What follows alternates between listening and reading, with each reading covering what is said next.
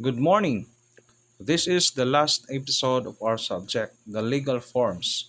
In this episode, the topic that we'll be discussing is about the Article 125 of the Revised Penal Code. What is preliminary investigation and who conducted this preliminary investigation?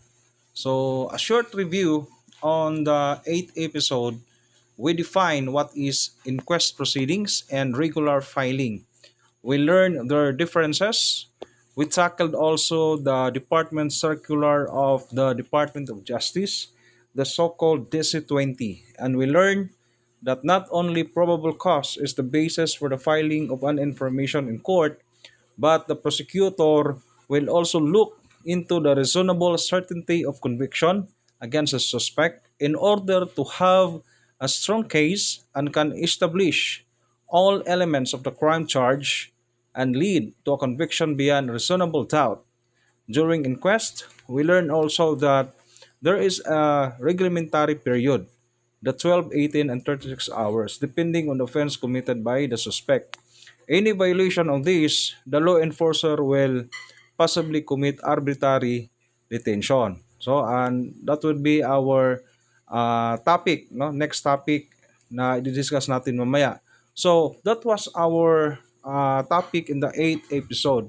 I'm hoping you won't forget that one because this topic is applicable not only in this subject, but I am sure that you can also apply this in other subject related to investigation. In the screen are the following learning objectives in this episode. At the end of this lecture, you will be able to define what is Article 125 and its application, to know the importance of preliminary investigation, and to know what will no, and to know who will conduct preliminary investigation.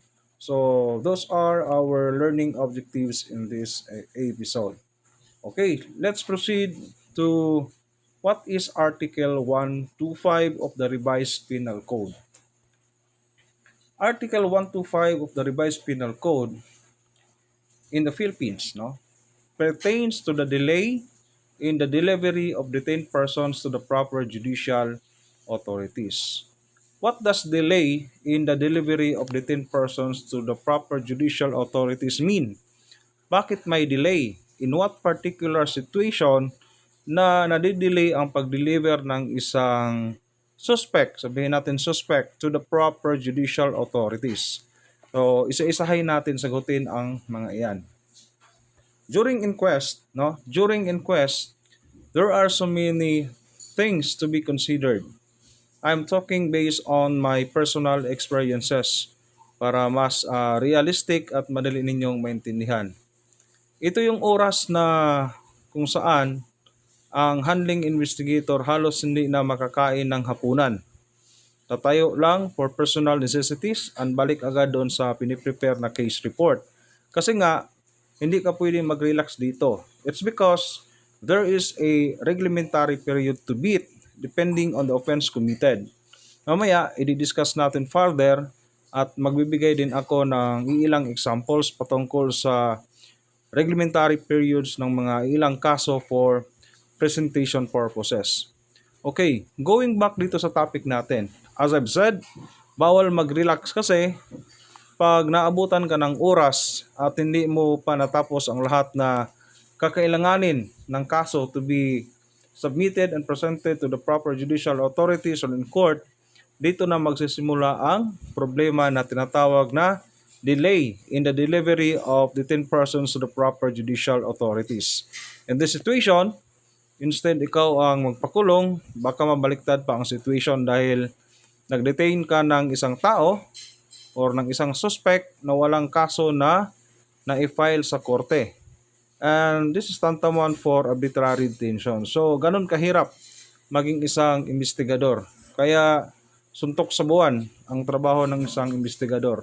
Talagang pag investigator ka, dapat may commitment ka at dedicated ka sa trabaho mo. Kasi kung hindi, damay-damay ang mangyayari. Lahat na na-involve doon sa paghuli ng isang suspect, including the chief of police by the virtue of chain of command for sure. Tatamaan silang lahat for arbitrary detention. This specific article uh, outlines the penalties that public officers or employees face if they detain a person for legal reason but fail to deliver that individual to the appropriate judicial authorities within specified time frames based on the gravity of the offense and the corresponding penalty. The duration within which the detained person must be handed over is uh, delineated or described with precision in Article 125. Ito na ang sinasabi ko na reglementary periods at magbibigay ako ng mga ilang examples.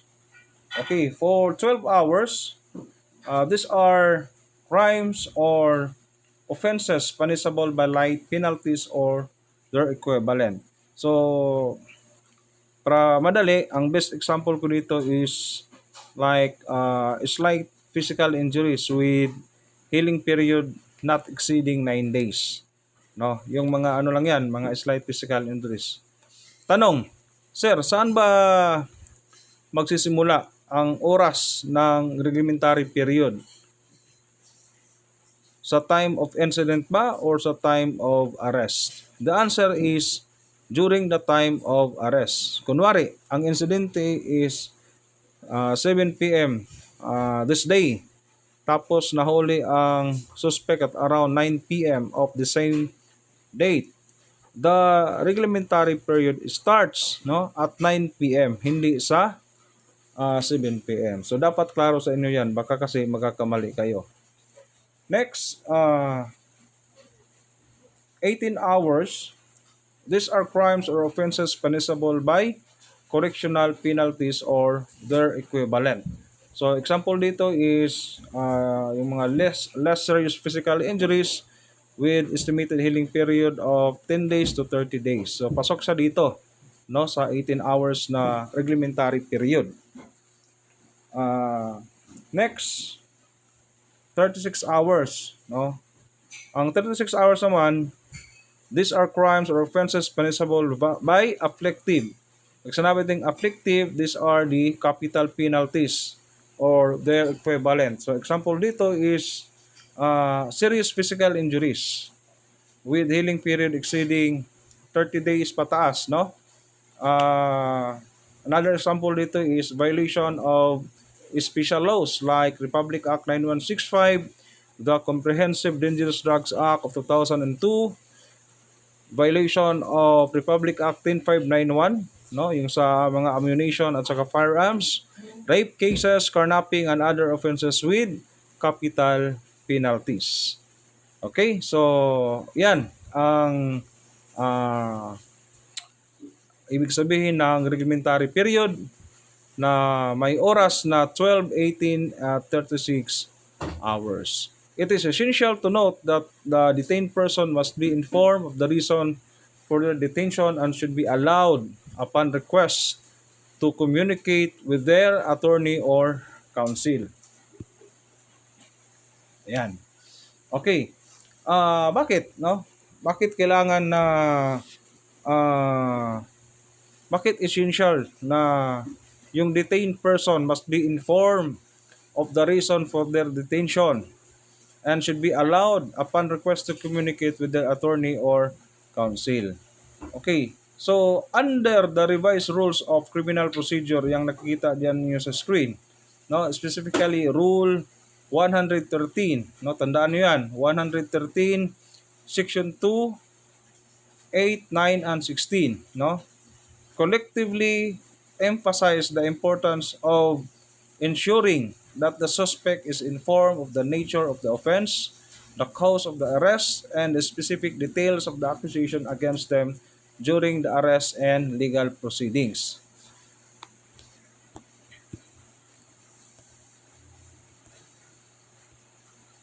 Doble, Okay.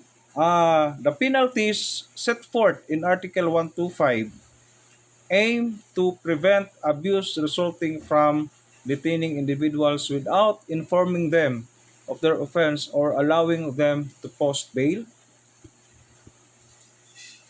failure to deliver a detained person within the prescribed time frame can result in legal consequences for the public official or employee responsible for the delay. So, yung sources natin dyan, yung makita natin sa baba. Okay, another question. Sir, what is the waiver under Article 125 of the Revised Penal Code? So, yan ang sagot, no? The waiver of Article 125 of the Revised Penal Code refers to the voluntary relinquishment by a detainee of the rights under Article 125.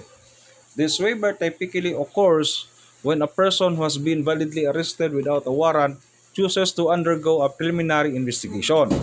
By waiving the provisions of Article 125 of the RPC, the detainee agrees to remain in custody pending the completion of the preliminary investigation proceeding. So, ibig sabihin, yung suspect dito is pag i-avail niya itong Article 125, no?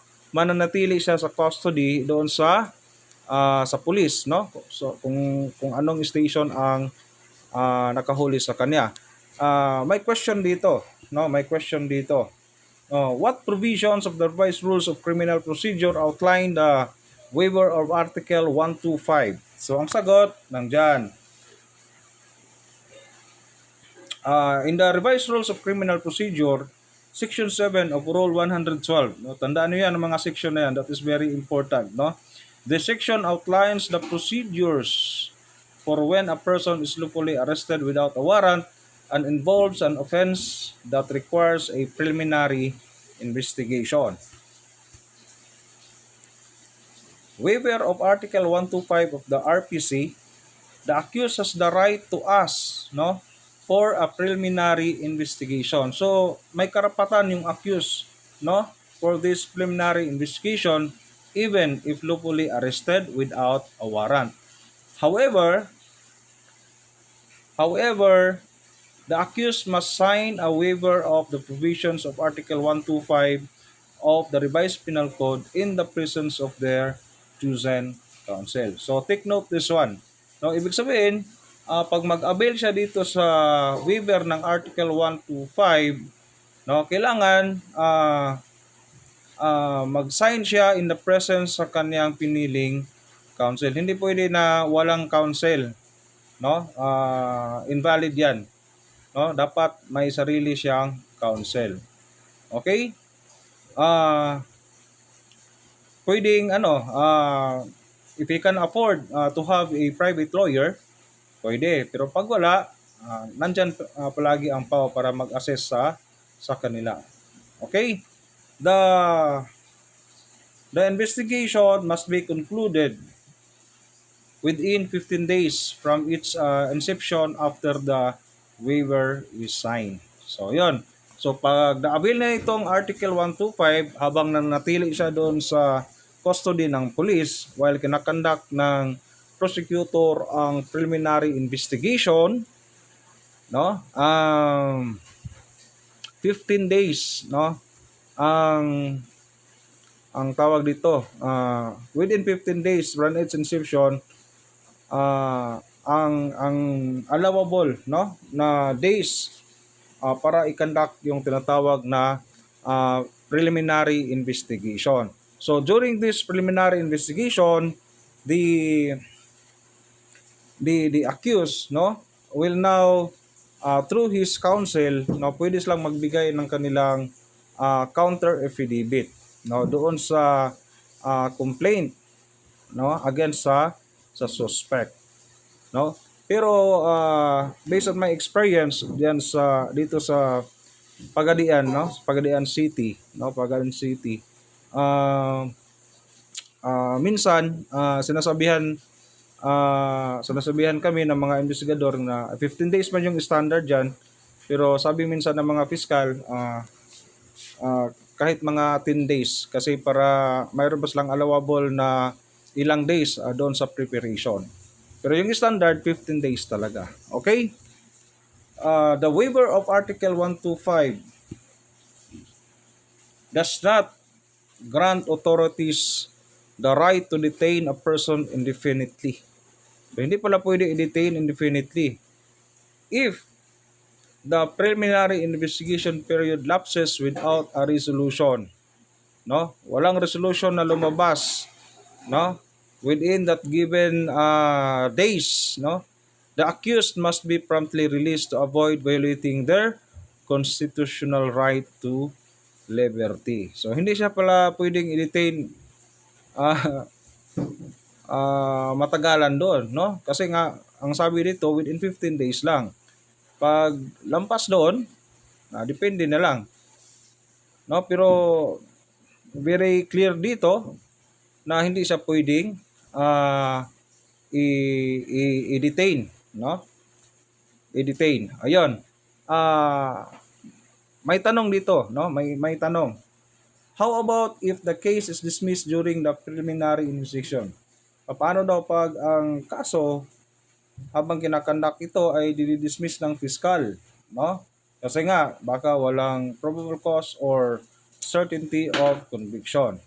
So if the case is dismissed during preliminary investigation, even if it is appealed or under review and the mandated investigation period has expired, the detainee must be released promptly to uphold their constitutional rights. Ayan, very clear, no? Hindi talaga pwedeng i-detain.